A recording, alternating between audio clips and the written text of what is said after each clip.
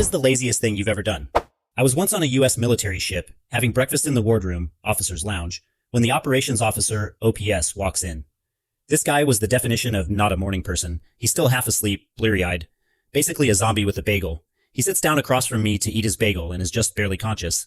My back is to the outboard side of the ship and the morning sun is blazing in one of the portholes, putting a big, bright-ass circle of light right on his barely conscious face.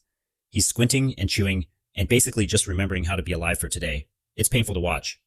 But then Zombie Op stops chewing, slowly picks up the phone and dials the bridge. In his well-known I'm still totally asleep voice, he says, "Hey, it's OPS. Could you shift our bar pat? Yeah, 165, thanks." And puts the phone down. And then he just sits there, squinting, waiting. And then, ever so slowly, I realize that that big blazing spot of sun has begun to slide off the zombie's face and onto the wall behind him. After a moment, it clears his face, and he blinks slowly a few times, and the brilliant beauty of what I've just witnessed begins to overwhelm me. By ordering the bridge to adjust the ship's back-and-forth patrol by about 15 degrees, he's changed our course just enough to reposition the sun off of his face.